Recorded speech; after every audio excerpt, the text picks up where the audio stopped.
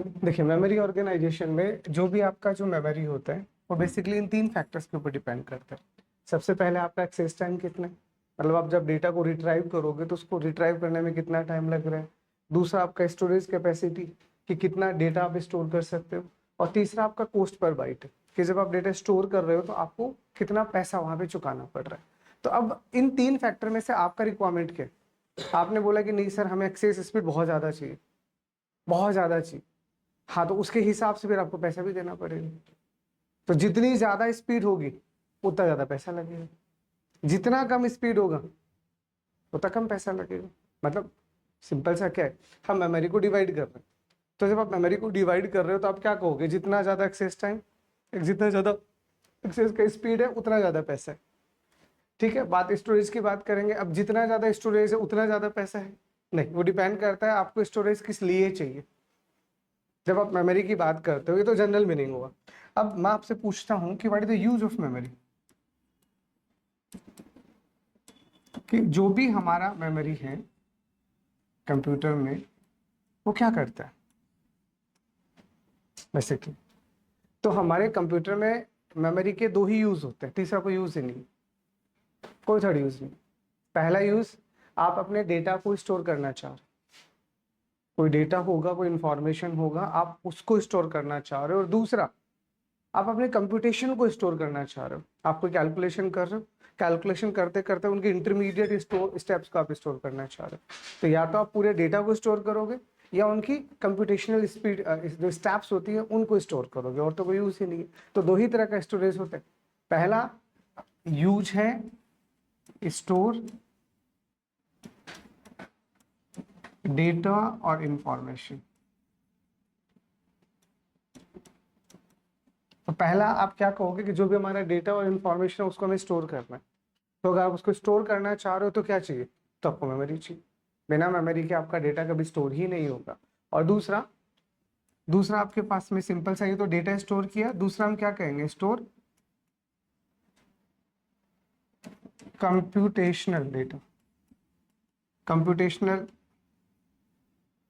Steps बोल सकते हो, और वो भी अपने आप में डेटा ही होता है, बट वो कंप्यूटेशनल डेटा होता है जो अपने आप में आपको काम आता रहता है। आप उसे परमानेंट स्टोर नहीं करते, बट स्टोर तो करोगे। तो या तो आपको कैलकुलेशन कर रहे हो, सिंपल जैसे आप एल्गोरिथम्स लिखते हो, तो अपने एल्गोरिथम क्या होता है, स्टेप बाय स्टेप सॉल्यूशन होता है।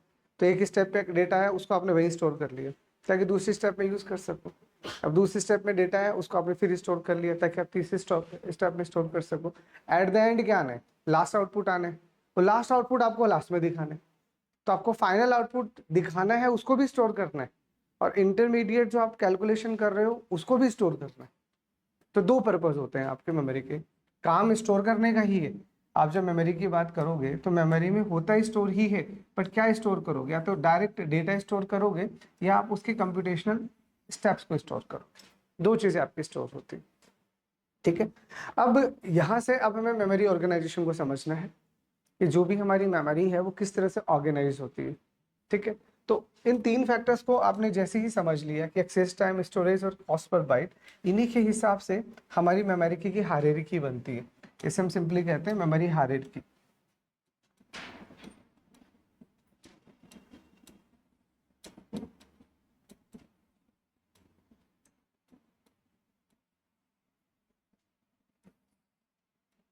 मेमोरी हायरार्की, तो मेमोरी हायरार्की का जनरल मतलब हमारे लिए क्या है कि अब आप मेमोरी को डिवाइड कर रहे हो, बेसिकली क्लासिफाई कर रहे हो।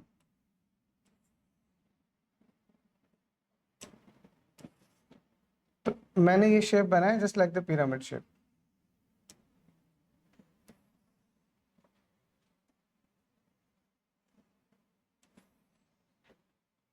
ठीक है, ये पिरामिड शेप की तरह।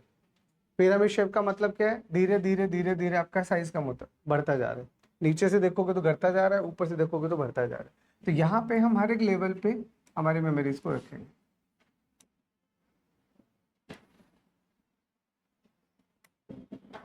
It is just like that, यहाँ पे हमारी मेमोरी का ऑर्गेनाइजेशन रहेगी। ठीक है, तो सबसे पहले हमारे टॉप मोस्ट पे जो यहाँ पे जो हमारी मेमोरी होती है, it is basically called registers.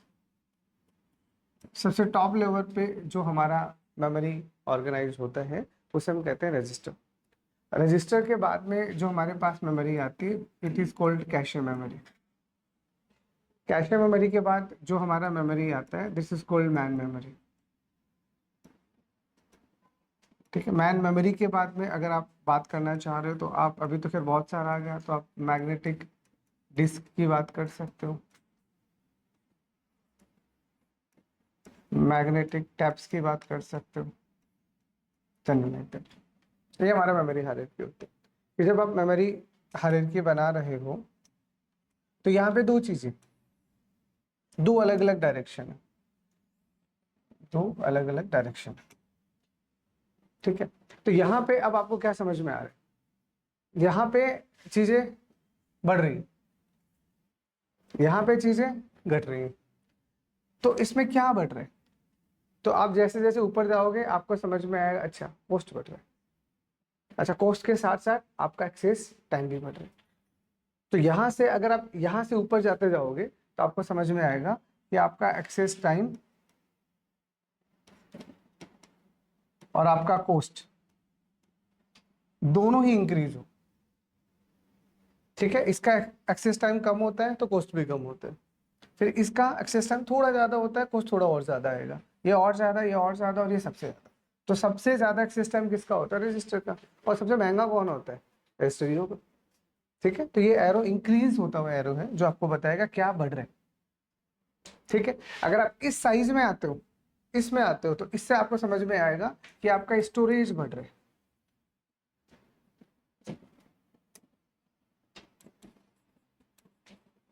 आप आओगे तो आपको समझ में आएगा आपका स्टोरेज बढ़ रहा है। अब यहाँ से यहाँ होगे आपका स्टोरेज बढ़ जाएगा, यहाँ से यहाँ होगे और बढ़ जाएगा, यहाँ से यहाँ होगे और बढ़ जाएगा, और यहाँ से यहाँ होगे और बढ़ जाएगा। तो तीन ही तो फैक्टर है, तीन ही फैक्टर है। अब कहाँ एक्सेस टाइम ज़्यादा है, कहाँ एक्सेस टाइम कम है, कहाँ कॉस्ट ज़्यादा है, कहाँ कॉस्ट कम है, वो आपको समझ में आना चाहिए। तो ये दो डायरेक्शन है, और ये दो डायरेक्शन इन तीन फैक्टर्स पे डिपेंड करती है, जो तीनों आपको समझ में आएंगे।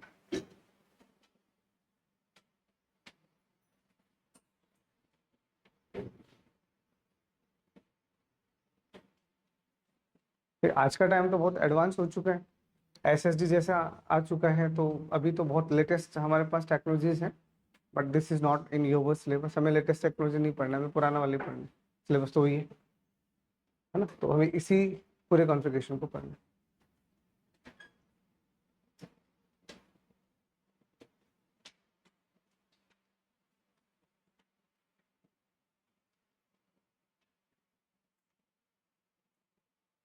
ठीक, अब देखिए सबसे पहले, अब आपको डेटा को एक्सेस करना है, किसी भी डेटा को। तो जब आपका डेटा मेमोरी में रखा हुआ है, तो मेमोरी में रखा हुआ डेटा आप कैसे एक्सेस कर सकते हो? That's called the accessing method.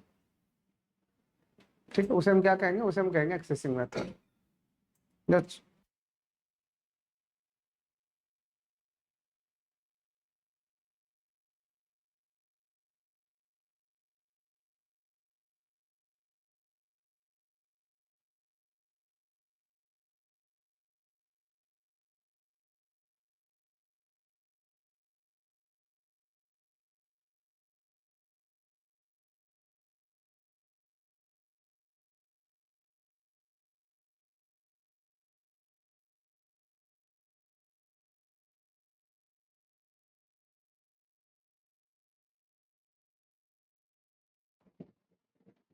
तो यहाँ पे जब आप डेटा को एक्सेस कर रहे हो, तो आप डेटा को कैसे एक्सेस करोगे?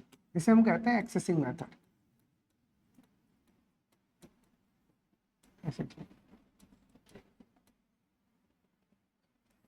तो जब भी आप डेटा को एक्सेस करोगे किसी भी मेमोरी में से, है ना, यहाँ पे इतना सारा मेमोरी हमने समझ लिया, हमें सबसे पहले मेमोरी हायरार्की समझना था, वो हमें समझ में आ गया कि सबसे टॉप लेवल पे रजिस्टर है, फिर कैशे मेमोरी है, फिर आपका मैन मेमोरी है, उसके बाद में आपका मैग्नेटिक डिस्क है, और फिर आपको उसके बाद में मैग्नेटिक टैप्स है। अब किसका स्पीड कितना है, किसका कॉस्ट कितना है, किसका स्टोरेज कितना है, वो सब एक ही डायग्राम में मैंने वन शॉट समझा दिया। वो डायग्राम समझ में आ गया, then you can compare it by yourself. अब अगर आप डेटा को एक्सेस कर रहे हो, तो डेटा को एक्सेस करने के पास में लिए हमारे पास में यहाँ पे दो मेथड्स होते हैं। You can access your data which is stored in any memory. First is the sequential method,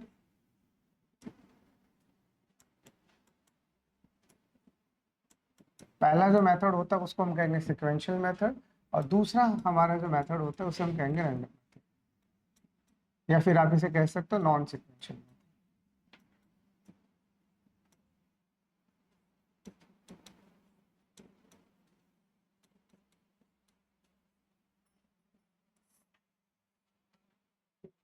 ठीक है, सिक्वेंशियल और नॉन सिक्वेंशियल।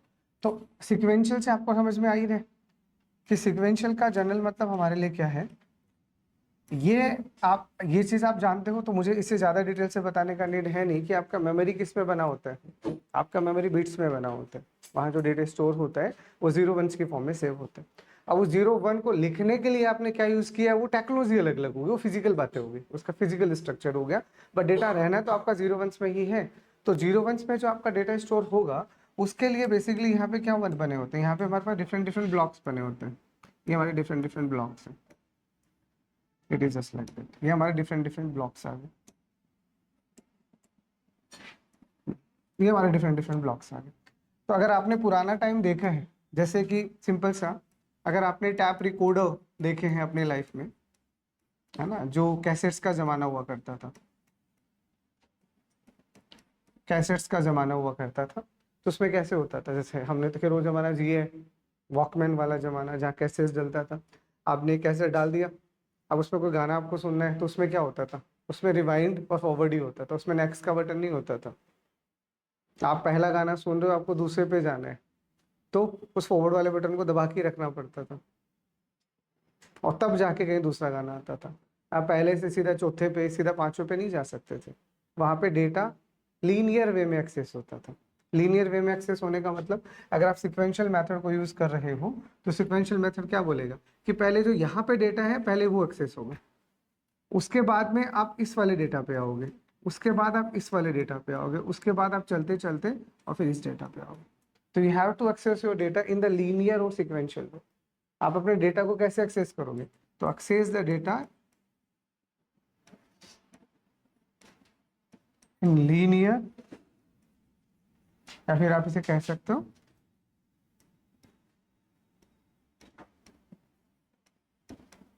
सिक्वेंशियल।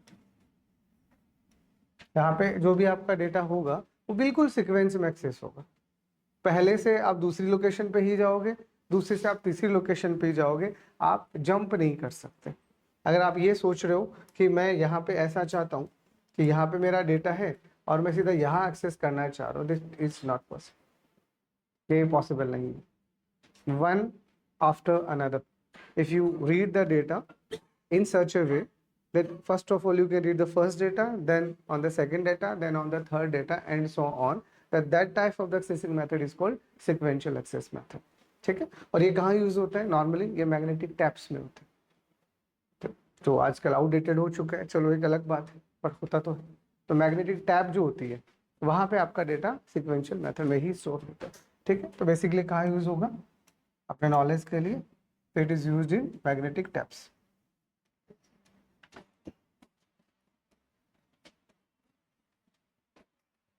जो पहले वाली कैसेट्स आती थी, वीसीआर वाला मूवी होती थी पहले, तो वीसीआर का बड़ा वाला कैसेट आता था, या थिएटर्स में जब पहले कभी मूवी रिलीज होती थी तो बड़े बड़े चक्के आते थे, इतने बड़े बड़े। आजकल तो क्या सैटेलाइट राइट्स आ गए सारे के सारे, तो सब हट गए, वो एक अलग बात है। एकदम से ही मैग्नेटिक वाला तो पूरा एरा ही खत्म कर दिया। ये एरा किसने खत्म किया, सीडी डीवीडी ने। हम कभी कैसेट्स यूज किया करते थे, आफ्टर दैट सडनली हमारी लाइफ में सीडी आ गई, तो सीडी ने क्या बोला, बोल कहाँ जाना है, कहाँ जाना है। गाना सुनते सुनते वहाँ पूरी प्लेलिस्ट आती थी, अब तुम्हें जिस गाने पे मूव ऑन करना है you can move in it, वहाँ पॉसिबल था, बट यहाँ नहीं। ठीक है, तो सिक्वेंशियल मतलब सीक्वेंस है, जैसा कि आपको नाम बताया जा रहा है। ठीक है, वैसे ही अगर आप अब रैंडम की बात करते हो तो इसका तो नाम ही रैंडम है, तो नाम से ही आपको समझ आ जाना चाहिए कि यहाँ पे डेटा जो स्टोर होगा,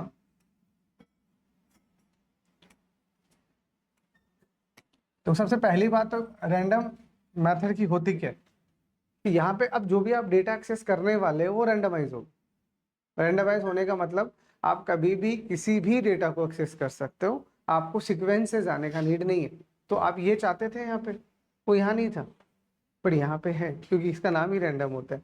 तो रैंडम का जनरल मतलब क्या होता है, we can access any data, any data, ठीक, that is it does not follow any order। तो यहाँ पे जो भी डेटा होगा वो किसी ऑर्डर को फॉलो नहीं करता। आपको जहां जाना है, जैसे जाना है, आप रैंडमली मूव कर सकते हो। आप यहाँ पे हो, मान लो आप यहाँ पे हो और आपको यहाँ आना है, हाँ तो ठीक है, आप सीधा का सीधा यहाँ आ सकते हो, यहाँ कोई प्रॉब्लम नहीं, ठीक है। अब आप यहाँ हो, आपको यहाँ से दोबारा यहाँ आना है, हाँ बिल्कुल आप आ सकते हो, कोई प्रॉब्लम। तो आप किसी भी लोकेशन से किसी भी लोकेशन पे किसी भी वक्त डायरेक्ट जंप कर सकते हो। This is the jumping, basically the jumping. आप जंप करके जा रहे हो, आप स्किप कर करके जा रहे हो, तो आप जंपिंग या स्किपिंग कह सकते हो, ठीक है। और ये आपकी कहाँ यूज होती है, ऑब्वियस है। आपका जो भी कॉन्सेप्ट है, जैसे आपका मैन मेमोरी इसी पे टिका हुआ होता है पूरा का पूरा, जो काम करता है, ठीक है। बहुत सारे एग्जाम्पल्स हैं, but one of the famous example is man memory. आपका रैम कैसे काम करता है, रैंडमाइज काम करता है। तो आपने लाइक प्रोग्रामिंग में ये सब पढ़ा होगा कि फॉर एग्जाम्पल मैंने लिखा integer x, y according to, मान लीजिए मैं सिंटेक्स यूज कर रहा हूँ फॉर एग्जाम्पल जावा का, ठीक है। तो आपको समझ में आता है कि जावा में इंटीजर का साइज कितना होता है, 4 बाइट का, बेसिकली 4 बाइट का। इसका मतलब इस x के लिए 4 बाइट डेटा अलोकेट होगा और इस y के लिए 4 बाइट अलोकेट होगा। तो क्या ये 4 बाइट और 4 बाइट टोटल 8 बाइट सीक्वेंस में होगा? नहीं, डेटा भी रैंडम एलोकेट होता है। आपको 4 बाइट लगातार मिलेंगे, वो समझ में आता है, अगले 4 बाइट भी लगातार मिलेंगे, बट इसका कोई गारंटी नहीं है 8 बाइट आपको एक साथ में, ऐसा कभी नहीं होता, क्योंकि इसीलिए तो इसे रैंडम बोलते हैं। इसलिए रैम को रैंडम एक्सेस मेमोरी बोलते हैं। तो क्या कहता है, मेरी इच्छा से मैं कहीं पे भी डेटा डालूंगी और मेरी इच्छा से कहीं से भी डेटा निकालूंगी। ऐसा नहीं है कि आप बोलोगे स्टोर तो सीक्वेंस में करना है और यूज रैंडम करना है, ऐसा नहीं होता। वहाँ स्टोर भी रैंडम होगा और यूज भी रैंडम होगा, ठीक है। तो one of the famous example is man memory. Man memory में आप रैम की बात कर सकते हो, आप रोम की बात कर सकते हो ना, सब इसी पे ही, ठीक है। इसमें आपका और जो ऑप्टिक्स है, ऑप्टिकल मेमोरी मैंने वहाँ लिखी नहीं है, बट आप ऑप्टिकल मेमोरी को भी यूज कर सकते हो। आपका सीडी डीवीडी उसे हम ऑप्टिक्स मेमोरी कहते हैं, जो लाइट बेस्ड होती है, ठीक है। तो डेटा को एक्सेस करने के 2 तरीके हैं, सिक्वेंशियल मेथड और रैंडम मेथड।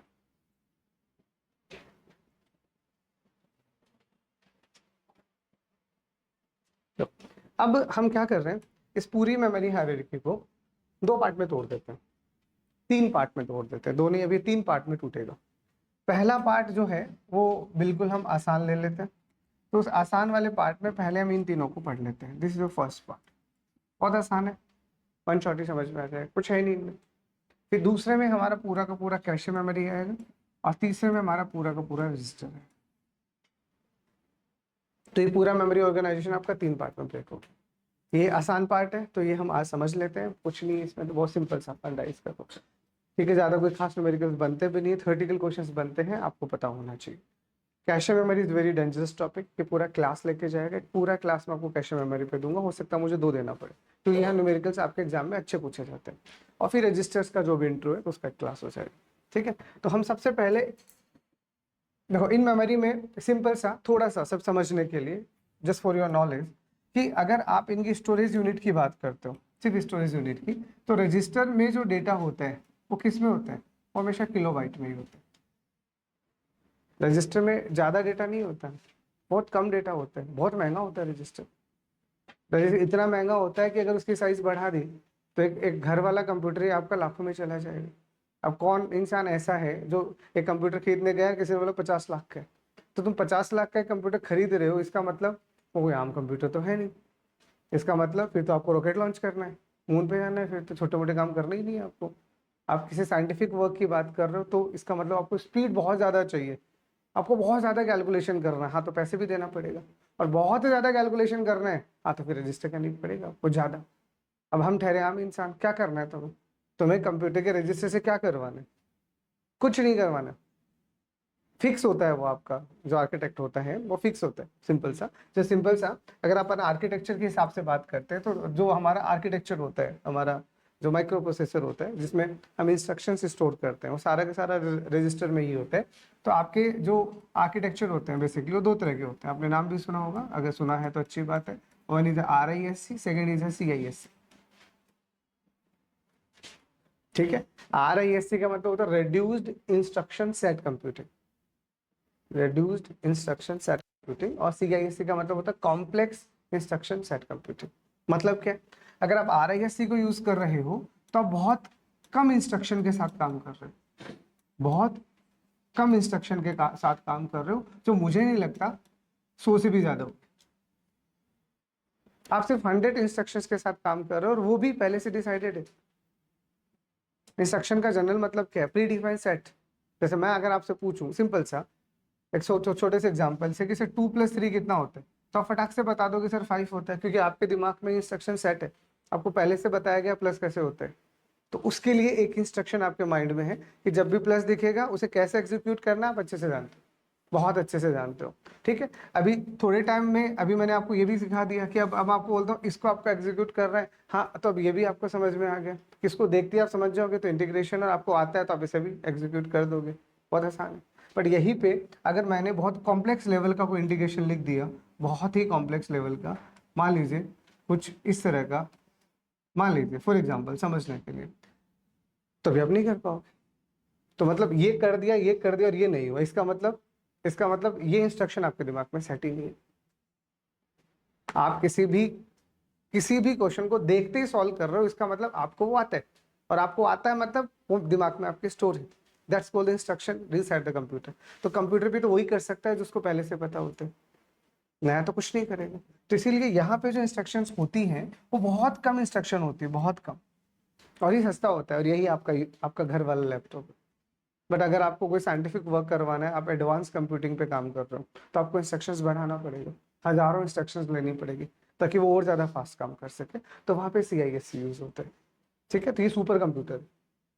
अगर आप CISC की बात कर रहे हो तो आप सुपर कंप्यूटर बना रहे हो, और अगर आप RISC की बात कर रहे हो तो आप एक नॉर्मल कंप्यूटर बना रहे हो। तो इन सब में खेल किसका है, रजिस्टर्स का। यहाँ पे रजिस्टर्स का साइज छोटा होता है क्योंकि इंस्ट्रक्शंस कम होती है, और कम इंस्ट्रक्शन, इतनी कम इंस्ट्रक्शन है, सच बताऊंगा तो आपका 1-2 KB में ही काम हो जाएगा। 1 KB भी बहुत ज्यादा होता है रजिस्टर के लिए, बहुत ज्यादा, क्योंकि इंस्ट्रक्शन है ही नहीं उनके पास इतने। बट आपको जैसे इंस्ट्रक्शन बढ़ाना पड़ेगा, रजिस्टर का साइज भी बढ़ाना पड़ेगा, और जैसे ही आपने रजिस्टर का साइज बढ़ाया, कॉस्ट बढ़ गया। सबसे महंगा सबसे महंगा मेमोरी कौन सा होता है, रजिस्टर्स। होता क्या है register, collection of flip flops. एक फ्लिप फ्लॉप 1 बिट डेटा को स्टोर करता है, पढ़ा ना आपने, जो 0101 का स्टेट हमने पढ़ा था। तो एक फ्लिप फ्लॉप 1 बिट डेटा को स्टोर करेगा। अगर मैं आपको बोलूं मुझे 1 बाइट स्टोर करना है, तो आपको 8 फ्लिप फ्लॉप का नीड पड़ेगा, 8 फ्लिप फ्लॉप का। तो तुम सोचो, तुम अगर 1 किलो बाइट यूज कर रहे हो, तो 1 किलो बाइट यानी 1024 बाइट, और मल्टीप्लाई बाय 8 अलग रह गया। अभी तो आपने किलो बाइट को बाइट में बनाया है, जहां आपने बोला 1024 को फिर आप 8 से मल्टीप्लाई करोगे तो डेटा बढ़ा होगा। इसका मतलब इतने फ्लिप फ्लॉप लगे, और जितने फ्लिप फ्लॉप लग रहे होता कॉस्ट पे तो बढ़ता जाएगा आपका। ये सिर्फ रजिस्टर्स के फ्लिप फ्लॉप जो आपने पढ़ा है, वो सिर्फ और सिर्फ रजिस्टर्स में काम आता है या काउंटर्स में काम आता है। मैन मेमोरी में या बाकी जगह फ्लिप फ्लॉप नहीं काम आता, इसीलिए तो सस्ती होती है, उनके अलग मैकेनिज्म होते हैं काम करने के। तो यहाँ का खेल अलग है।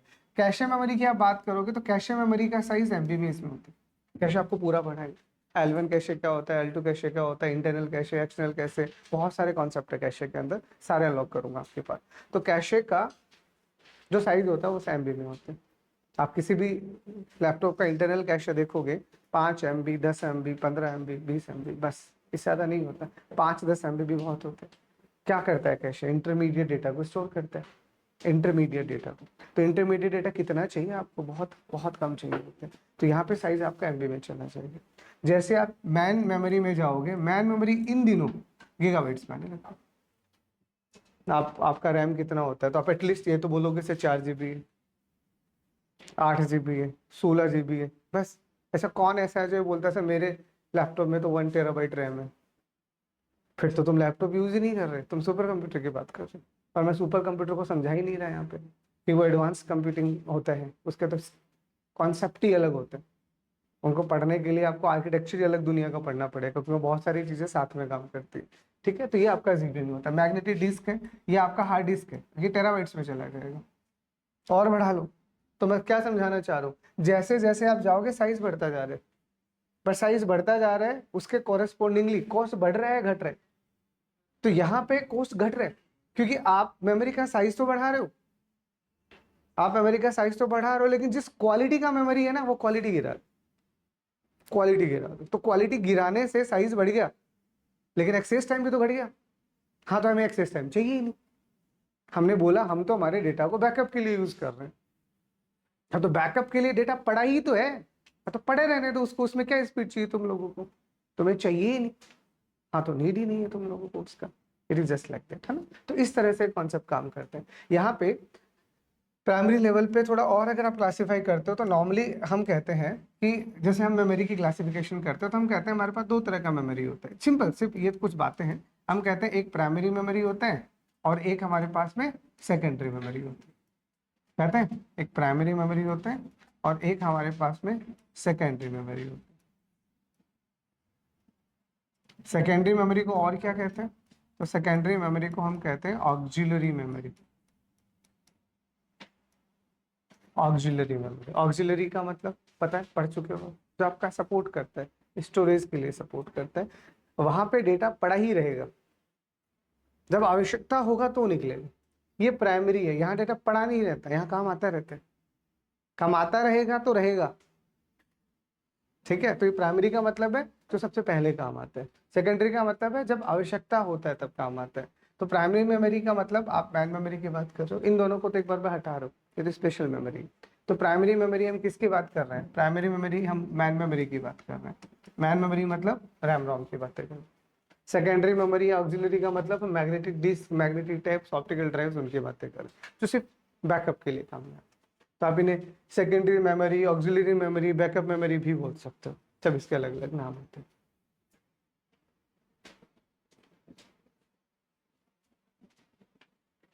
ठीक है, तो सबसे पहले हम मैन मेमोरी से स्टार्ट कर देते हैं, आसान है।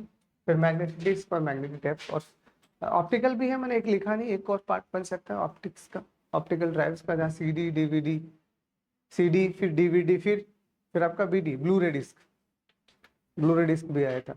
ठीक है, ये छोटा मोटा। आप हायर लेवल पे काम करोगे तो बिल्कुल आपको मास अमाउंट में अगर डेटा स्टोर करना होता है तो उसको हम कहते हैं RAID, RAID, redundant array of inexpensive disk, जो सर्वर्स में यूज होती है। अब आपको कोई पूछे कि चलो बताओ अमेजन का जो सर्वर उसका साइज कितना है, यूट्यूब का जो सर्वर उसका साइज कितना है, बहुत बहुत बहुत ज्यादा। तो उन्होंने एक अलमीरा बना रखा है और उसमें आपके पास जो हार्ड डिस्क है ना, वैसे पता नहीं कितनी सारी हार्ड डिस्क लगा रखी है और उन सबको आपस में कनेक्ट कर रखते हैं। तो सब कहते हैं RAID, RAI, redundant array of inexpensive disk. ठीक है, चलो। तो अब मैं सबसे पहले मैन मेमोरी से स्टार्ट कर देता हूँ क्योंकि आसान है। ठीक है, तो सबसे पहले हम बात करते हैं प्राइमरी मेमोरी। प्राइमरी या हम इसे कहते हैं मैन मेमोरी।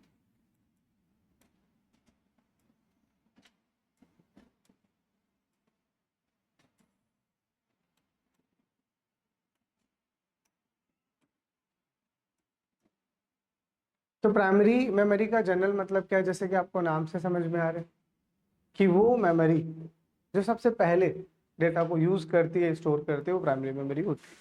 तो प्राइमरी मेमोरी का नाम इसीलिए रखा गया, it is used for store those type of information which is used for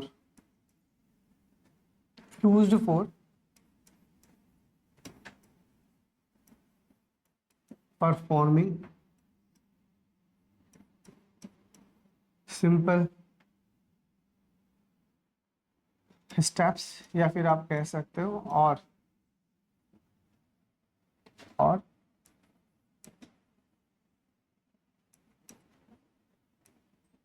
mandatory information.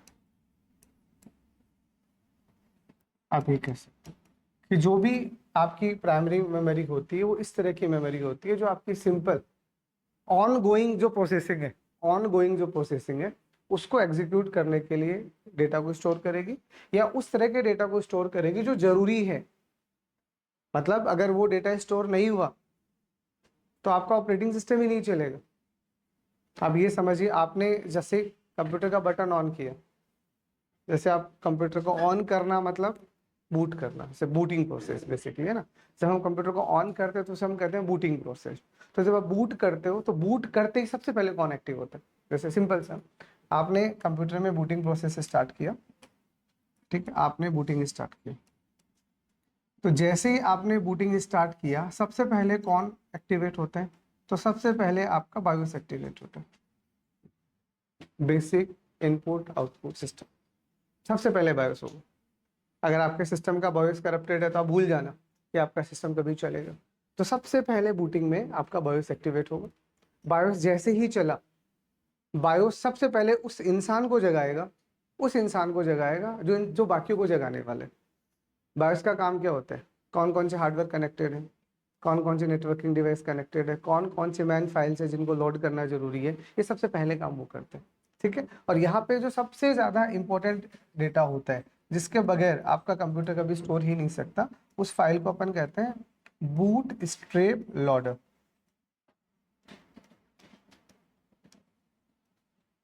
Boot strap loader. तो जैसे आपने बूट किया, जैसे आपने बूट किया आपका बायोस लोड होगा, और उस बायोस को सबसे पहले किसको कॉल करना होता है? बूट स्ट्रैप लोडर को।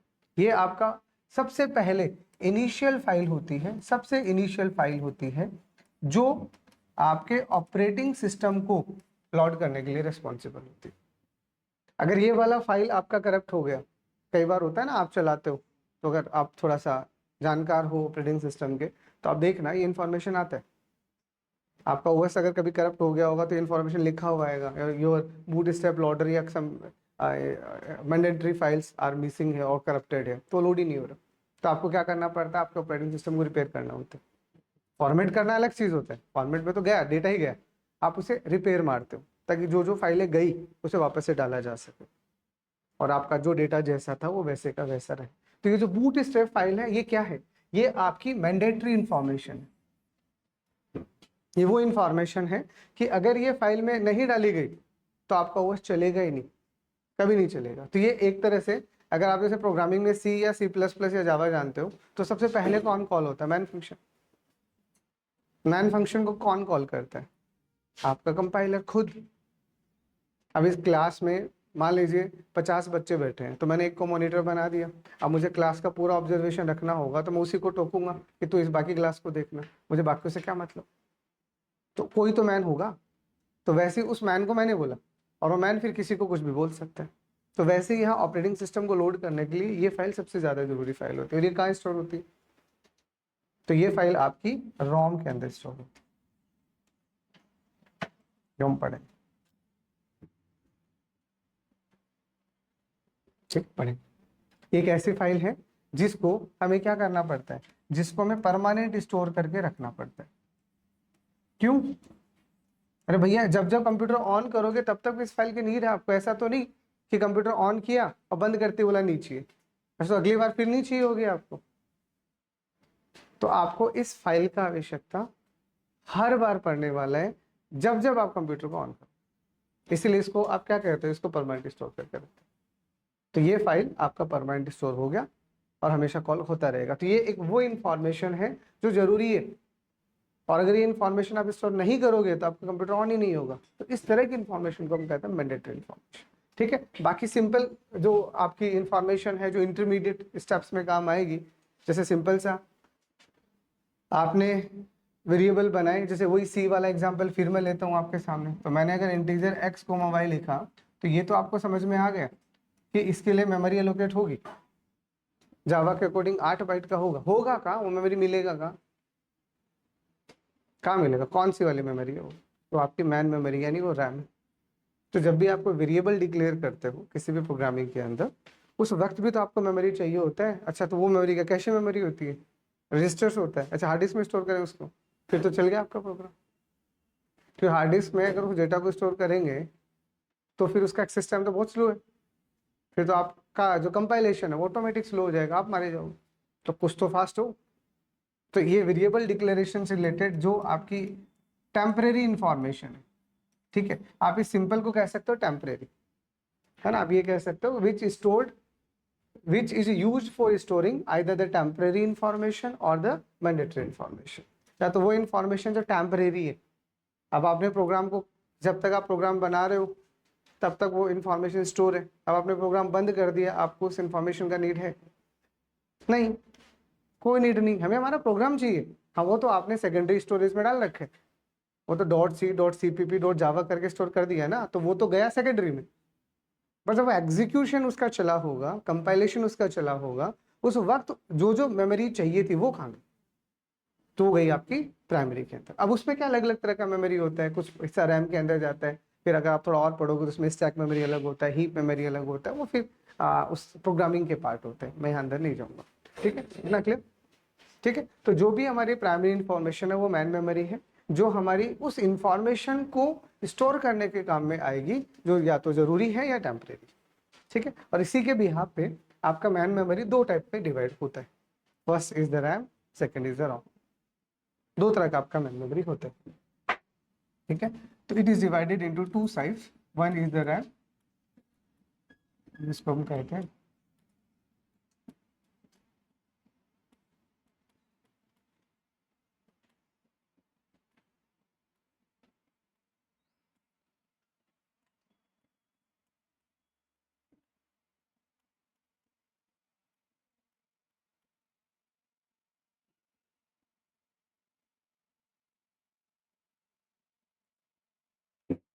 Read only.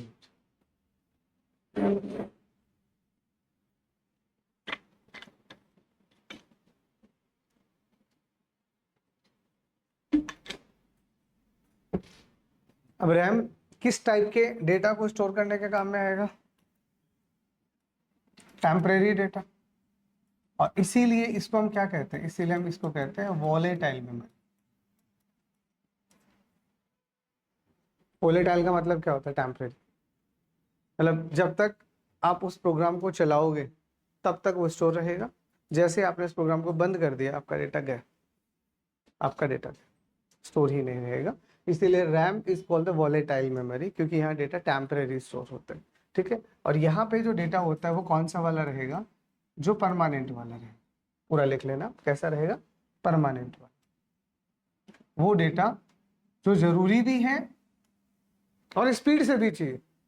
अरे जरूरी है वो तो सेकेंडरी स्टोरेज में भी आ सकता है, बट उसका एक्सेस स्पीड क्या है, एक्सेस टाइम उसका बहुत स्लो है, तो वहाँ नहीं डालना है, इसीलिए हम उसको यहाँ डालेंगे। और इसीलिए इसको हम क्या कहेंगे, नॉन वोलेटाइल।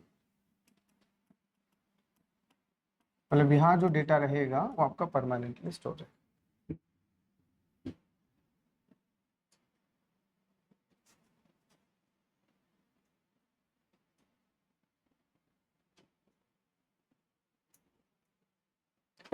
तो सबसे पहले लिख लीजिए रैम।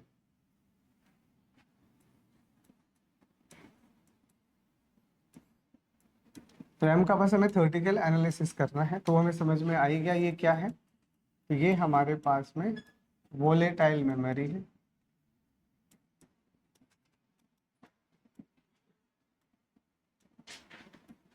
विच स्टोर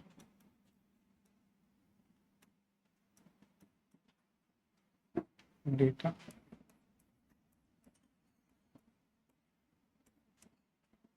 टेम्परेरी। जहाँ पे जो डेटा आपका स्टोर होगा वो टेम्परेरी ही होगा, परमानेंट नहीं होता। टेम्परेरी का मतलब जब तक आपका कंप्यूटर ऑन है या जब तक आपका प्रोग्राम ऑन है तब तक तो ठीक है। अगर आपने अपना कंप्यूटर बंद कर दिया या आपने वो प्रोग्राम बंद कर दिया तो आपका डेटा ऑटोमेटिक चला जाएगा, ऑटोमेटिक। इसीलिए इसे हम कहते हैं temporary memory.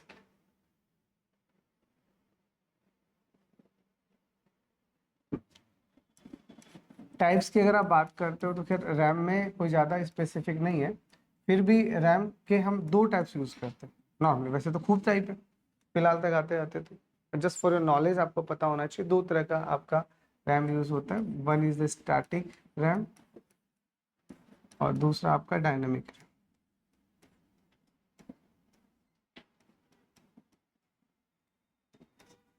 RAM. S RAM और डी रैम और भी आती है। तीसरी आपकी एस डी रैम भी होती है। थोड़ा अगर आप पढ़ना चाहो तीसरा, तो तीसरा आपका एस डी रैम होता है। एस डी का मतलब क्या होता है?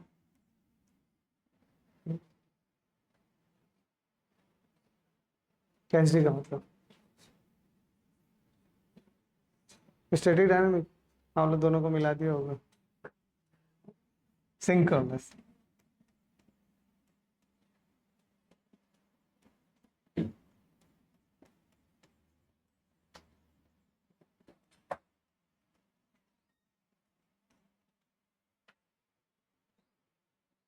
आजकल जो मेमोरी के टेक्नोलॉजी यूज होती है, it is basically called DDR. DDR 1, DDR2, DDR3, DDR4 तक हम आ चुके हैं। हाँ, तो ये सारा खेल अभी तो टेक्नोलॉजी वाइज है। इतना भी आपको पता होना चाहिए कि रैम हमारा बेसिकली, वैसे तो दो ही मेजर कैटेगरी में हम काउंट करते हैं, static RAM and dynamic RAM. बहुत है। अगर आपको स्टैटिक और डायनेमिक रैम के बारे में पता है, हाँ, तो फिर टेंशन ही नहीं है। हाँ, थोड़ा सा अंदर की बात करते हैं। जो भी रैम बनता है, तो रैम बनाने में हम जिस टेक्नोलॉजी का यूज करते हैं उसे हम कहते हैं CMOS. CMOS, complementary metal oxide semiconductor, CMOS technology. तो सीमोस टेक्नोलॉजी का यूज करके हम स्टैटिक या डायनेमिक रैम बनाते हैं। यहाँ सेमीकंडक्टर्स का परफेक्ट यूज होता है, जिसकी मदद से ये सारे की सारी मेमोरीज बनती है। ठीक है। अब यहाँ पे स्टैटिक और डायनेमिक का मतलब क्या? स्टैटिक और डायनेमिक में मतलब सिर्फ इतना सा है, आपका रिफ्रेश कैसे है। यहाँ पे सारा का सारा जो फंडा डिवाइड होता है वो रिफ्रेश रेट के अकॉर्डिंग होता है, कि आप अपने डेटा को रिफ्रेश कैसे कर रहे हो। रिफ्रेश करने का मतलब ऑब्वियस ही है, आपकी रैम भी तो लिमिटेड होती है। अब आपने फॉर एग्जांपल 1 GB का आपका रैम है, अब आप जो डेटा यूज कर रहे हो, तो ये तो आपको भी पता है कि अगर आप ऐसा बोलते हो, जैसे हमारे सिस्टम में 4 GB का रैम है फॉर एग्जाम्पल, तो वो यूजेबल कितना है? क्या वो 4 का 4 GB यूजेबल है? नहीं ना। क्योंकि आपका जैसे ही कंप्यूटर ऑन हो गया, आपकी ऑपरेटिंग सिस्टम की कुछ इंटरनल फाइल्स, जिसे हम बैकग्राउंड प्रोसेस कहते हैं, वो कहाँ चल रही है? अभी तो रैम में चल रही है। तो कहने को वो 4 GB है, पर वो 4 GB आपके काम नहीं आने वाली। इसमें लगभग लगभग आप भूल जाओ 300-400 MB, तो अप्रोक्सीमेटली आपको लगभग 3.5 GB ही काम आएगा। बाकी जो ओएस होता है उसकी इंटरनल फाइलों में रिजर्व हो जाता है।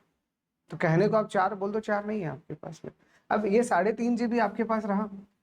अब आप किसी भी फाइल को चला रहे हो, फॉर एग्जाम्पल आप बहुत हैवी गेम खेल रहे हो, तो आपने देखा होगा जब गेम खेला जाता है तो उस गेम पे रिक्वायरमेंट लिखा होता है, इतना तो रैम चाहिए, साथ में ना एक ग्राफिक्स कार्ड भी चाहिए। ग्राफिक्स कार्ड ऐसा क्यों? क्योंकि वो बहुत हैवी रिजोल्यूशन का और बहुत हैवी गेम होता है। इतना सारा डेटा एक साथ उठ के आएगा, और इतना डेटा रैम में नहीं आ सकता, आ ही नहीं सकता।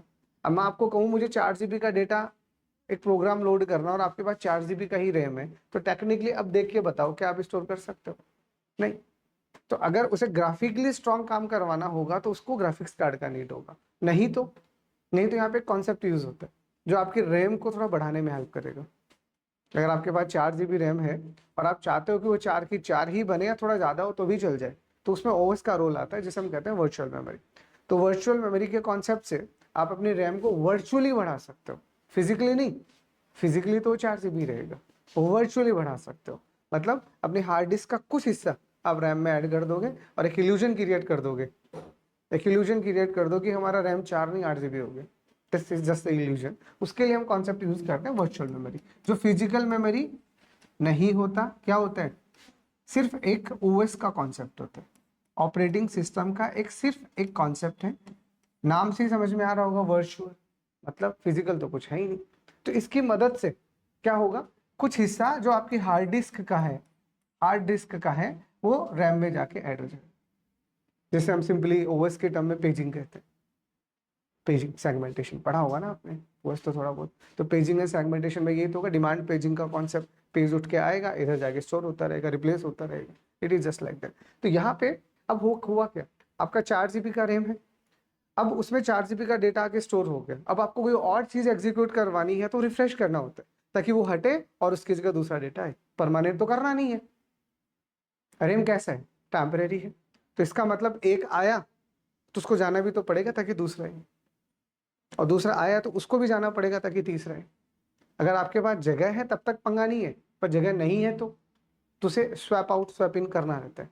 तो कुछ हिस्सा ओएस का रहता है जो वर्चुअल मेमोरी से यूज होता है, और कुछ हिस्सा उस मेमोरी का यानी उसका हार्डवेयर का पार्ट होता है। ठीक है, तो हमें उसके लिए क्या करना पड़ता है, इसको उसके लिए हमें रिफ्रेश करना पड़ता है, रिफ्रेश करना पड़ता है। और रिफ्रेश करने के लिए नॉर्मली यहाँ पे क्या आप यूज करते हो, दैट इज इम्पोर्टेंट।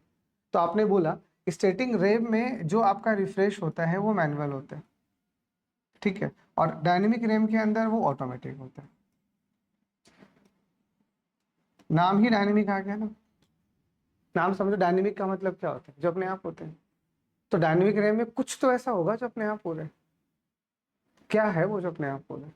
रिफ्रेश। कि वहां पे आपका डेटा ऑटोमेटिक रिफ्रेश होगा। अब जैसे ही डेटा ऑटोमेटिक रिफ्रेश हुआ, अब उसमें एक लोचा आ गया। क्या? ये स्टैटिक रैम ने बोला हम मैन्युअली रिफ्रेश कर रहे हैं। तो मैं आपको एक सिंपल सी बात पूछता हूँ। रैम में मतलब होता है टेम्परेरी स्टोर करना, ठीक है। अब टेम्परेरी में भी ज्यादा देर तक कौन डेटा स्टोर करके रखेगा? ज्यादा देर तक एक डेटा आया और गया, भले तुम्हें दोबारा काम में लेना हो लेकिन रहेगा नहीं। आया गया आया गया आया गया, एक आया और थोड़ी देर रहा, ये देखने के लिए कहीं और तो काम नहीं आ रहा। और जब काम नहीं आ रहा कहीं तो बंद करते ही चला जाएगा। तो इसमें भी दो बातें। तो डायनेमिक रैम का पंगा क्या है? वहां ऑटोमेटिक रिफ्रेश है, इस वजह से उसका स्टोर करने का कैपेसिटी कम हो गया, क्योंकि ऑटोमेटिक रिफ्रेश होता रहेगा। आपको डेटा चाहिए या नहीं चाहिए वो हटता रहेगा, हटता रहेगा, हमारा वैसे ही नहीं चलता उस पर। तो ये सबसे बड़ा ड्रॉबैक होता है आपके डायनेमिक रैम का। यहाँ ऑटोमेटिक रिफ्रेश होता है जिसकी वजह से आपका जो डेटा स्टोर हो रहा है, ठीक है, वो शॉर्ट टाइम तक स्टोर होगा, शॉर्ट टाइम तक। पर यहाँ पे जो डेटा स्टोर होगा वो लॉन्ग टाइम तक स्टोर होगा, लंबे टाइम तक। वो टेम्परेरी रहे, बट एक टेम्परेरी में आपने ऐसा बोला। अब आपने रैम का डेफिनेशन क्या पढ़ा कि डेटा तब तक स्टोर रहेगा जब तक आप अपने प्रोग्राम को बंद नहीं कर देते, है ना। यहाँ क्या हो रहा है, प्रोग्राम को बंद करने की आवश्यकता नहीं है, प्रोग्राम चल रहा है, चलते चलते ही डेटा अपने आप ही जा रहा है। तो इसका मतलब कौन सा रैम आप यूज कर रहे हो? Dynamic RAM. अच्छा आप बताओ, स्टैटिक और डायनेमिक में फास्ट कौन हुआ फिर? Who is slower, which is the faster? तो डायनेमिक रैम स्लो होते हैं। क्यों स्लो हुआ सोच के बताओगे? एक ही चीज समझनी है, बाकी चीज खुद कनेक्टेड है। क्योंकि डायनेमिक रैम में डेटा आया और गया, अब उस डेटा को दोबारा से अगर यूज करना होगा तो दोबारा स्टोर करना पड़ेगा, वापस यूज करना होगा तो फिर स्टोर करना होगा। तो साला वहां एक बार में स्टोर्ड डेटा है, बार बार यूज करना है। हाँ, तो बार बार स्टोर तो नहीं करना पड़ रहा, आपका टाइम बच गया।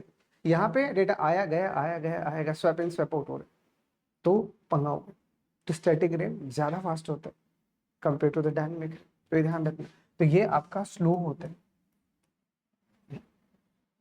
ठीक है, और ये आपका फास्ट होता है।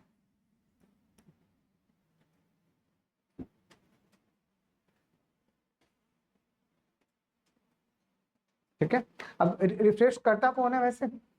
तो नॉर्मली रिफ्रेश करने के लिए हमें किसका नीड करना पड़ता है? We can use the clock concept. Flip flop में पढ़ा था क्लॉक, याद है? क्लॉक को ऑन करोगे तो क्या होगा, क्लॉक को ऑफ करोगे तो क्या होगा, सिंक्रोनस बेसिकली। तो हम यहाँ क्लॉक का कॉन्सेप्ट यूज करते हैं। इस क्लॉकिंग की वजह से हम इसे क्या करते हैं, मैनेज करते हैं। तो यहाँ पे तो क्लॉक का कॉन्सेप्ट है ही नहीं, मैनुअल हो रहा है। ठीक है, यहाँ पे आपका लॉक का यूज होगा। अब यहाँ पे ये जो डायनेमिक रैम था इसमें क्या दिक्कत थी समझ में आ गई? उसको दूर करने के लिए, उसको दूर करने के लिए एस डी रैम बनाएंगे। उस कमी को दूर करने के लिए इसी का मॉडिफाइड वर्जन बनाया गया, एस डी रैम।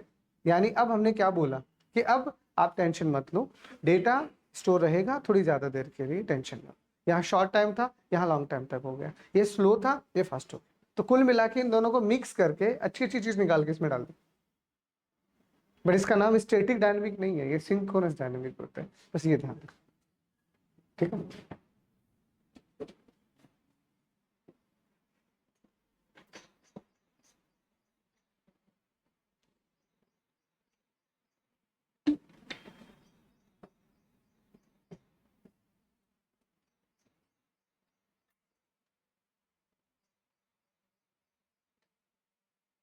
तो सारे keywords clear, only focus on the keywords. हम कोई थ्योरी नहीं पढ़ रहे, हमें पॉइंट्स याद रखने हैं। छोटे मोटे क्वेश्चंस आएंगे, इतना थ्योरी सुनने के बाद में अगर इनसे रिलेटेड कोई भी क्वेश्चन आता है, बस आसानी कर पाओगे, फिर दिक्कत नहीं आने वाली। ठीक है, अब हम आते हैं दूसरे पे। रैम के बारे में इतना जानना आपके लिए बहुत है। रैम के इंटरनल आर्किटेक्चर से फिलहाल हमें कोई लेना देना नहीं है। ठीक है, अब हम बात करते हैं रोम से। तो आपको समझ में आ ही गया ये किस टाइप का मेमोरी। रोम का मतलब रीड ओनली मेमोरी। ठीक, किस टाइप का मेमोरी है? It is non volatile. बताने का नीड नहीं है ना, नॉन वोलेटाइल क्या होता है? परमानेंट।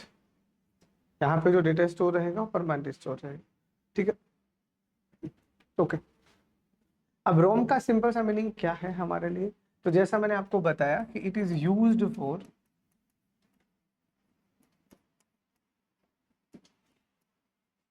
स्टोर डेटा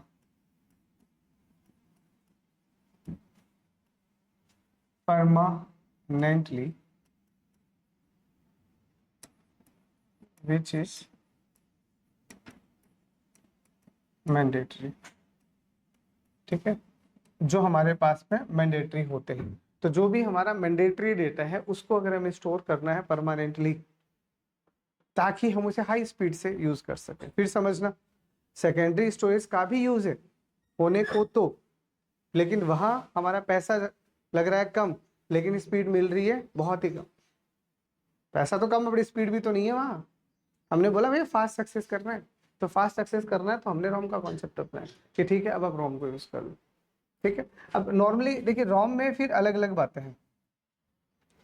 चलो इसको मैं टाइप्स में ही समझा देता हूँ पहले। इतना क्लियर पूरा, इस पर तो डाउट ही नहीं। अब आप रोम की अगर टाइप्स की बात करते हो basically,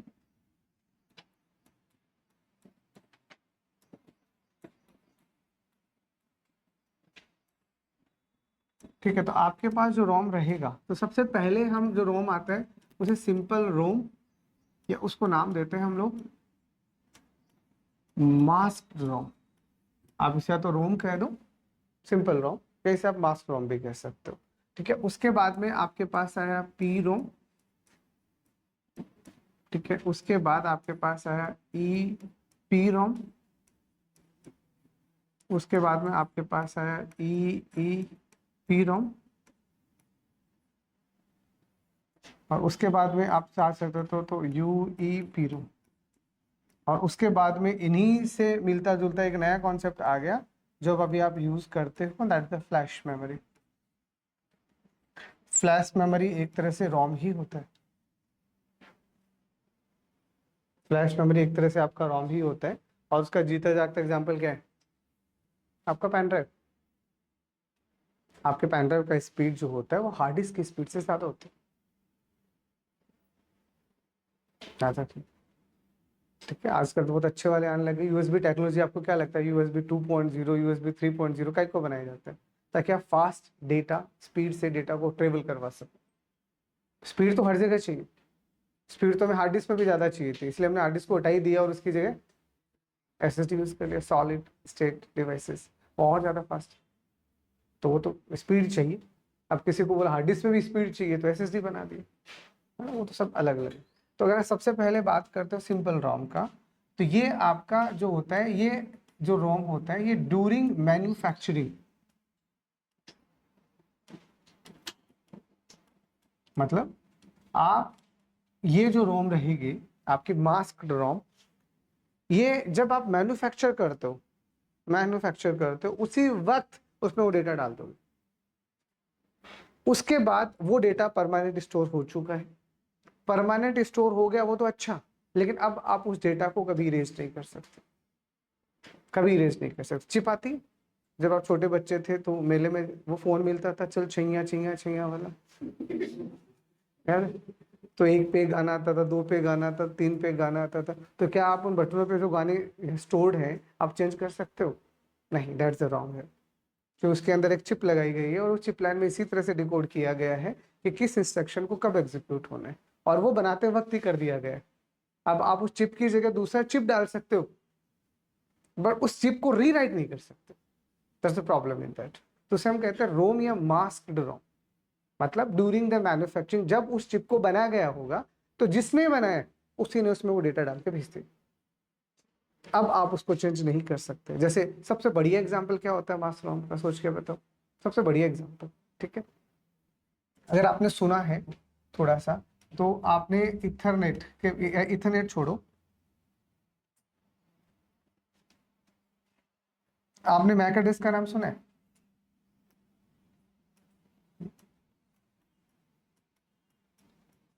Mac address media access control है। मैक एड्रेस क्या होता है? मैक एड्रेस आपका हार्डवेयर एड्रेस होता है। अच्छा, मोबाइल में IMEI नंबर सुना है? हाँ तो चलो, अब तो फर्जीवाड़ा होने लग गया, फोन का IMEI नंबर बदला जा सकता है बाईपास करके, रूट करके, बहुत तरीके हैं उसके। इनिशियली पॉसिबल नहीं था। ठीक है, तो ये जो मैक एड्रेस होता है ये आपके कंप्यूटर का परमानेंट एड्रेस होता है, हार्डवेयर एड्रेस बोलते हैं। अब आपको सिंपल सा, जैसे फॉर एग्जांपल अपनी वाले एप्लीकेशन में सिंगल डिवाइस है, आपने जैसे ही उसको लॉगिन किया अब आपका डिवाइस मेरे यहाँ रजिस्टर हो गया। अगर आप दूसरी डिवाइस पे उसी को चलाना चाहोगे चलेगा? नहीं। कब तक नहीं चलेगा? जब तक मैं उस मैक एड्रेस को जो मैंने स्टोर किया है हटा नहीं देता। तो डिवाइस आईडी मेरे पास आती है, मैं उस पर स्टोर कर लेता हूँ। अब उस डिवाइस को मैं पहचान गया कि भैया यही है वो डिवाइस, इसके अलावा कोई भी डिवाइस आएगा वो काम का ही नहीं है। तो वो जो परमानेंट वाली फील आएगी वो एक ही बार आती है। अब जब भी आपका मैक एड्रेस बनता है, हर एक लैपटॉप का, हर एक कंप्यूटर का, हर एक मोबाइल का एक यूनिक आईडी होता है, तभी तो उसको ट्रैक किया जा सकता है, तभी उसको ट्रैक किया जा सकता है, और वो हमारा मैक एड्रेस होता है। तो मैक एड्रेस जो होता है वो, और ये ज्यादातर इसके लिए हम जो टर्म यूज करते हैं ना, थोड़ा और देख लो, दिस इज कॉल्ड फर्मवेयर। नाम सुना फर्मवेयर का किसी ने? सॉफ्टवेयर हार्डवेयर, वैसे फर्मवेयर भी होता है, बहुत सारे वेयर होते हैं, इसमें से एक फर्मवेयर होता है। फर्मवेयर का मतलब क्या होता है? जो फर्म है जो उसको बना रही है, उसने जब उसको बनाया उसी वक्त उसके अंदर डाल दिया। अब मैक एड्रेस बनाना है तो मैक कौन बना रहा होगा? डेल का लैपटॉप होगा तो डेल बना रहा है, HP का होगा तो HP बना रखा है। तो ये जो भी मैक एड्रेस वर्ल्ड वाइड मिलते हैं इनको, तो उनको एक सीरीज दे दी जाती है, और उस सीरीज से ही पता चलता है ये डेल का लैपटॉप है, ये एसर का लैपटॉप। वो एक सीरीज होती है, आइडेंटिफिकेशन नंबर। जैसे अपना यहाँ का गाड़ी का नंबर होता है RJ, पढ़ते समझ में आया था राजस्थान वाले। पहले पुराने नंबर होते थे RNX, भगवान जाने क्या है पुराने नंबर। पहले गाड़ियां लिमिटेड थी तो स्टेट वाइज बताने की नीड नहीं थी, गिनती की तो 100 गाड़ियां थी। अब उनमें भी तुम्हें ये बताना कौन से स्टेट कौन सा डिस्ट्रिक्ट, नीड नहीं थी। अब हर घर में गाड़ियां आ गई, तो उस तरह से ना। तो ये जो है ये मैक एड्रेस जो एक फर्मवेयर होता है। फर्मवेयर का मतलब एक ऐसा प्रोग्राम, एक ऐसा प्रोग्राम जो किसी चिप के अंदर ड्यूरिंग मैन्युफैक्चरिंग डाल दिया गया है, पर अब आप उसे नहीं बदल सकते, बदल ही नहीं सकते। उस तरह की कोडिंग को हम फर्मवेयर कहते हैं, है ना। तो this is one of the example of ROM. Simple ROM और मास्क रोम, क्या समझे? जब उस चिप को बनाया गया होगा, जिसने उसको बनाया, जो मैन्युफैक्चर है, उसी ने उसमें डाल दिया है और कोई नहीं डाल सकता, इसलिए सिंपल रोम या मास्क रोम का। अब कंपनी वालों ने बोला ऐसा, जैसे CD का एग्जांपल लेता हूँ, बहुत बढ़िया। तो CD दो तरह की आती थी ना, अब तो गए जमाने। एक ओरिजिनल मूवी वाली CD आती थी, तो उसमें मूवी आ गई तो आप वो मूवी ही देख सकते थे। क्या उस मूवी को हटा के दूसरी मूवी डाल सकते थे? अब आपको लगे कि नहीं, हमें उस मूवी को डालना है कहीं दूसरी जगह, तो आपको एक ब्लैंक CD भी दी गई। आपको क्या बोला गया? सिंपल सा CD-ROM, उसे CD-ROM कहते हैं। मतलब रीड ओनली मेमोरी। मतलब उस CD में एक CD-ROM होता है ना, अरे उसको रीराइटेबल आप करोगे तो वो फिर रीराइटेबल मोड में चला जाएगा, वो CD-R हो जाएगा। R बोले तो रिकोडेबल, है ना। एक होता है CD-RW, मतलब आप उसे रीराइट कर सकते हो। तो CD-R, CD-RW वो सब यहीं से तो निकले कंप्लीटली कॉन्सेप्ट। तो यहाँ पे P-ROM का मतलब है प्रोग्रामेबल रोम। मतलब आपको हम ब्लैंक चिप दे रहे हैं, ब्लैंक चिप दे रहे हैं, उसमें आप अपनी इच्छा से कोई भी प्रोग्राम करके डाल सकते हो, बट ओनली वन टाइम। तो मैन्युफैक्चरर नहीं डालेगा, बनाने वाला नहीं डालेगा। अब हमें खाली रोम मिले जिसमें हम हमारी इच्छा से जो रखना है रख देंगे, बट वो वन टाइम ही होगा। वन टाइम है तो ये भी वन टाइम ही, बट ये हमारे कंट्रोल में भी नहीं है। तो ये वन टाइम होता है जो किस पे डिपेंड होते हैं, बेस्ड ऑन प्रोग्रामर। तो जो भी प्रोग्रामर है जो हार्डवेयर के लिए कुछ कोड लिख रहा होगा, ऑब्वियस है जैसे hardware programming, ROM is the hardware part. तो जो उसका हार्डवेयर मैन्युफैक्चरर है उसको एक रॉम दे दिया गया, जैसे अभी मैंने आपको एग्जांपल दिया वो मोबाइल वाला, तो उस मोबाइल के अंदर किसी ने ब्लैंक रॉम खरीदा होगा और उसमें अपने गाने सेट किए होंगे और वो आपको दे दिए, अब आप उसको बदल नहीं सकते। तो एक ही बार आप इसमें प्रोग्राम कर सकते हो, मतलब डे प्रोग्राम कर दिया सो कर दिया, अब यू कांट इरेज द, आप उसे इरेज नहीं कर सकते, इसलिए इसको नाम दिया पी रोम, प्रोग्रामेबल रोम। पी मतलब प्रोग्रामेबल, ठीक है, प्रोग्रामेबल, पूरा नाम आप साथ साथ लिखते रहना। अब हमने बोला कि नहीं, अब हमने एक बार प्रोग्राम लिख दिया, अब हम उसे इरेज भी करना चाह रहे हैं, इरेज भी करना चाह रहे हैं, नीड पड़ गई हमारी, हमने बोला कि नहीं हम तो इरेज करेंगे, तो उसीलिए उन्होंने ई पी रोम बना दे, इरेजेबल प्रोग्रामेबल और रीड ऑनली मेमोरी।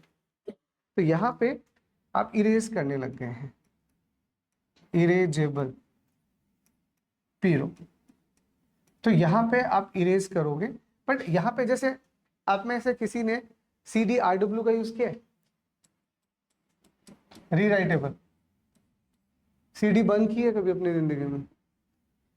तुम तो सब अभी अंग्रेजों की औलाद हो, अभी की पैदाइश हो क्या तुम लोग सब?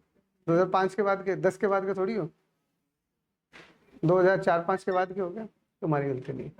तो वहां पे क्या होता था, जब CDRW आप यूज कर रहे हो तो एक होती है ब्लैंक CD, बहुत जल्दी बर्न हो जाती थी, बर्न कॉन्सेप्ट, CD राइट कर रहे हैं, बर्निंग प्रोसेस है ना, तो बहुत जल्दी हो जाता। अब एक एक RW उसमें CD में डेटा है, अब हम चाहते हैं पहले वो इरेज हो और फिर उसकी जगह नया डेटा है। तो CD में जब रीराइटेबल CD के अंदर जब आप डेटा बर्न करते थे, मतलब इरेज करते थे, तो take a lot of time, मतलब इरेज तो होगा बट इरेजिंग प्रोसेस बहुत स्लो है, पहला चीज।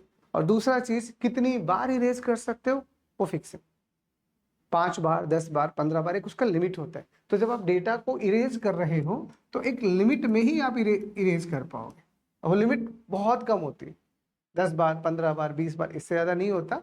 और जब आप इरेज करोगे तो इरेज करने का प्रोसेस बहुत स्लो होता है, इरेज हो जाएगा, वो पंगा नहीं है, पर इरेज करने में टाइम लगेगा, टाइम लगेगा यहाँ पे, ठीक है। तो अब हमने क्या बोला कि यार इरेज कर रहे हैं, कम बार इरेज कर रहे हैं, स्लो भी थोड़ा बढ़ा सकते हैं, स्पीड बढ़ा सकते हैं, तो बढ़ा सकते, बिल्कुल बढ़ा सकते। तो क्या करो, तो इरेज करने का टेक्निक बदल दो, लेजर्स का यूज करो, लेजर बीम्स का यूज करो, तो इसे हम कहते हैं इलेक्ट्रिकली इरेजेबल पीरो। यहाँ मैग्नेटिकली डेटा को इरेज किया जाता था, इलेक्ट्रिकली यूज किया जाता है, लेजर बीम्स का यूज किया जाता है जो थोड़ा सा फास्ट होता है। तो इसे हम बोलेंगे इलेक्ट्रिकली इरेजेबल पीरो, बाकी सब वो का वही है, ठीक है। ये थोड़ा फास्ट होता है, ठीक है, और लिमिट इसकी भी होती है, बट मोर देन पीरो। तो इसका जो इरेज करने का जो लिमिट होता है वो पीरोम से ज्यादा होता है, पीरोम से ज्यादा फास्ट होगा, क्योंकि इसमें जो टेक्निक यूज हो रही है वो इलेक्ट्रिकल लेजर्स का यूज हो रहा है, ठीक है। अब हमने बोला कि नहीं हमें तो और बढ़ाना है। अब ये जो सब है ना, ये सब के सब आपके पास इरेजेबल पीरोम के ही एग्जाम्पल है, तीनों के तीनों। मतलब अगर आप इरेजेबल की बात करोगे ना तो ये सब एक ही कैटेगरी में है। तो रैम दो तरह का होता है, एक होता है इरेजेबल, एक होता है नॉन इरेजेबल। वैसे टेक्निकली एक ऐसा रैम जिसको इरेज ही नहीं किया जा सके, तो उसमें ये दो कैटेगरी आ गई, ये नॉन इरेजेबल है, एक बार लिख दिया सो लिख दिया, उसमें दो कैटेगरी है। और जब आपको इरेज करना है तो उसकी मल्टीपल चॉइसेस आपके पास में, ठीक है। यहाँ पे हम किसका यूज करते हैं, अल्ट्रा वायलेट रेस का, यूवी रेस। आपने यूवी रेस को यूज किया और यूवी रेस से इरेज करने स्टार्ट किया, और ज्यादा फास्ट हो गया, और भी ज्यादा फास्ट हो गया। तो यहाँ पे हम अल्ट्रा वायलेट रेस का यूज करेंगे। तो ultra violet EPROM, erasable programmable read only memory, जो कि बहुत ही ज्यादा फास्ट होता है, फास्ट नहीं बहुत ज्यादा फास्ट होता है। और ये कितनी बार, तो ये पीरोम से, ईपीरोम से भी ज्यादा होगा, ईपीरोम से भी ज्यादा बार इरेज किया जा सकता, ठीक है। अब इसमें आपने बोला कि नहीं ठीक है, क्या हम कोई ऐसा बना सकते हैं जो फास्ट भी और बहुत बार नहीं, हद मार के जितनी चाहो उतनी बार इरेज कर सको? Pen drive. पेन ड्राइव अब आपके हाथ में ही दे दिया ऑप्शन फॉर्मेट करना, right click format, right click format. यहाँ पे तो आपके हाथ में कुछ नहीं था, अब हमने यूजर के हाथ में इरेज करने का कॉन्सेप्ट दे दिया कि लो पकड़ो और तुम खुद ही इरेज कर लो। तो उसे हमने बोला फ्लैश मेमोरी। फ्लैश मतलब, फ्लैश वर्ड कहाँ से लिया गया? लाइट से। जैसे फ्लैशिंग का मतलब क्या होता है? स्पीड होता है। तो यहाँ पे अब यूजर कंट्रोल्ड इरेज करने का कॉन्सेप्ट है। और कितनी बार इरेज कर सकते हो तुम देख लो। तुम्हारे पास जो पेन ड्राइव है, कितनी पेन ड्राइव ऐसी होंगी तुम्हारे पास जो है जो फॉर्मेट कर करके खराब होगी? खो ही जाती है, खराब नहीं होती वो नॉर्मल। तो बहुत ज्यादा कैपेसिटी है, थाउजेंड से भी ज्यादा, थाउजेंड नहीं, थाउजेंड्स बार आप इसे फॉर्मेट कर सकते हो। और इसका जीता जागता एग्जांपल आपका पेन ड्राइव है। तो ये पेन ड्राइव है, फ्लैश मेमोरी है, ये आपका पेन ड्राइव होता है, ऐसा फ्लैश मेमोरी।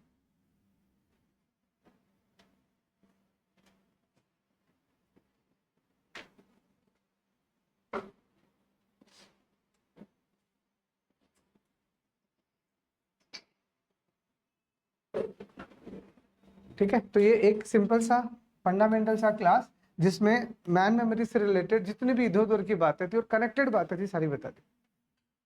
मैन मेमोरी होता क्या है, क्या करता है, कितने टाइप का है, और जो टाइप है उनमें भी क्या होता है, ये आपको अच्छे से समझ में आना चाहिए। क्योंकि छोटे मोटे थ्योरी क्वेश्चन भी तो आएंगे। अब 20 क्वेश्चन अपने पास कंप्यूटर के आ रहे हैं, उस 20 में से हद मार के आपके पास में 12 क्वेश्चन ऐसे हो सकते हैं मैक्सिमम जो न्यूमेरिकल बेस्ड होंगे, जो कहाँ थोड़ा बहुत कैलकुलेशन होगा। लगभग 8 क्वेश्चन तो थ्योरी के ही होंगे। वो थ्योरी कहाँ से आती होगी? तो यहीं से तो आती है। आप उठा के देख लेना, एक बार मैं आपको सारा थ्योरी पढ़ा देता हूँ, उसके बाद जब आप पीवाईक्यूज करोगे तो काफी सारा सेंस ऑफ ह्यूमर आपका जनरेट हो जाएगा, आप गैस कर पाओगे चीजें। ठीक है, तो ये मैन मेमोरी वाला पार्ट आपका अच्छे से हो गया। ठीक है, उसके बाद आपका दूसरा आपका जो हार्ड डिस्क वाला है, वहाँ न्यूमेरिकल्स भी आते हैं, आए हुए हैं आपके पास। तो कैसे स्टोर करता है, उसमें सिलेंडर क्या होता है, ट्रे क्या होता है, सेक्टर क्या होता है। ठीक है, आपको सब कुछ अच्छे से समझ में आना है। ठीक है, और कैसा उसका वर्किंग स्पीड होता है, तो थोड़ा सा मेजर टॉपिक है जो अपन नेक्स्ट क्लास में देखते हैं।